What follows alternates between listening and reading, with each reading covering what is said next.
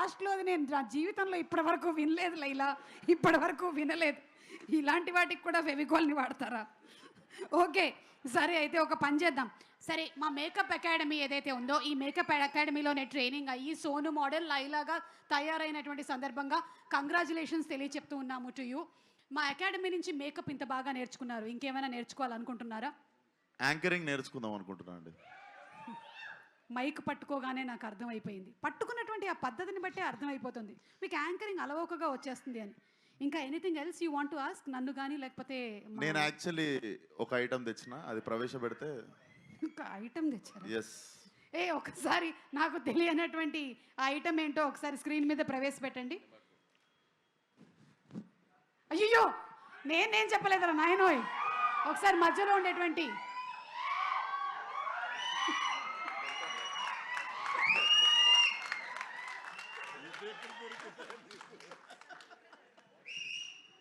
Sir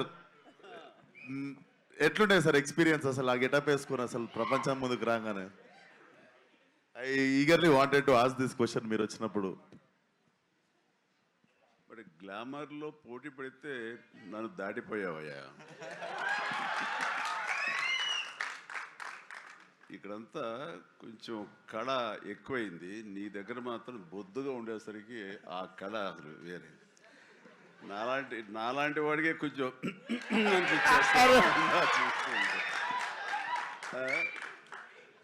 చూడాలి, cinema చూసిన తర్వాత తట్టుకోగలమో లేదో. Thank you so much sir, ఈ కాంప్లిమెంట్ లైఫ్ టైం గుర్తుపెట్టుకుంటాను. Love you sir. నేను చూసే కొన్ని డికేట్స్ అయిపోయింది ఇది ఫొటోస్ చూసి. Good, thank you. But as actor I know sir, అంతమంది ముందు ఒక గెటప్ వేసుకొని బయటికి రావాలంటే definitely one of the inspiration అనుకుంటా sir. Thank you so much sir. Good. Chiranjeevi garu, ఒక క్వశ్చన్ అండి. ఆ రోజు మీరు ఆ గెటప్ వేసినప్పుడు మీ అమ్మగారి రియాక్షను, మీ ఆవిడ గారి రియాక్షను ఏమైనా గుర్తున్నాయా? వాళ్ళు నన్ను చూడలేకపోయారు. అసలు కనపడదు, మరి మీసాలు పెంచుదాకా మా ముందుకు రాకండి అన్నారు. కానీ విశ్వక్కి వేరే ఎక్స్పీరియన్స్ ఉన్నట్టుంది. విశ్వక్ మా వాళ్ళు చీరలు కట్టుకొని మ్యాచింగ్ చీరలు కట్టుకొని సెట్కి వచ్చారు సార్ ఫోటో దిగుదామని. మళ్ళీ ఎప్పుడు కట్టుకుంటున్నాం అని. ఆ టైంలో షూటింగ్ టైంలో నేను అప్పుడు ఎప్పుడు మీసాలు తీయలేదు.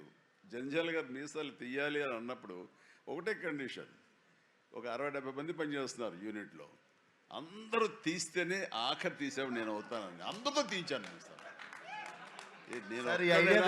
నేను ఒక్కడైనా ఆ రకంగా ఉండాల్సింది, అందరూ ఉండాలి సెట్లో, అందరూ తీశారు. స్టిల్ కూడా ఎక్కడ ఉండాలి సార్. ఈ ఐడియా నాకు వచ్చుంటే అదిరిపోయేది సార్. అసలు అందరి చేత చీరలు కట్టించేవాడు. ఫస్ట్ మీ డైరెక్టర్ రామ్ నారాయణ గారితో మీసాలు తీయించారు అందరికి. అసలు నాకు ఈ ఐడియానే తట్టలేదు అసలు. అదే అంటే ఆ రోజుల్లోనే చిరంజీవి గారు చాలా అలా కంఫర్ట్ ఉంటుంది చేశారంటే తెలుసా, అందరికి తీసేస్తే నాకేముంది అన్నట్టుంటుంది అసలు. ఏం పర్వాలేదు విశ్వక్, ఈ రోజు మీరు ఇది మాట్లాడారు కదా, రేపటికల్లా మేము రెడీ అయిపోతుంది చూడండి.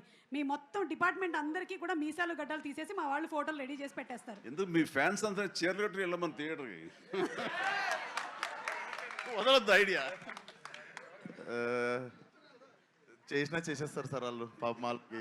అంటే ఈ లైలా February 14th సింగిల్స్ వచ్చి థియేటర్లో కలవమని చెప్పాడు కాబట్టి ఎలా వస్తారు అనేది మీకే వదిలేస్తున్నాము, చూద్దాము ఎలా వస్తారు. So thank you so much Chiranjeevi garu, and thank you Vishwak. Okay, so I think ఈ మొత్తం సినిమాలో ఎవరికైనా చాలా టఫ్ కాంపిటీషన్ ఉందంటే పాపం హీరోయిన్కి. ఏ సినిమాలో అయినా సరే హీరోయిన్ అందంగా కనిపించింది, హీరో ఏమో హ్యాండ్సమ్గా కనిపించారు అని చెప్తారు. కానీ ఇక్కడ ఈ సినిమా విషయానికి వస్తే హీరో కూడా అందంగా కనిపిస్తుంది, హీరోయిన్ కూడా అందంగా కనిపిస్తుంది.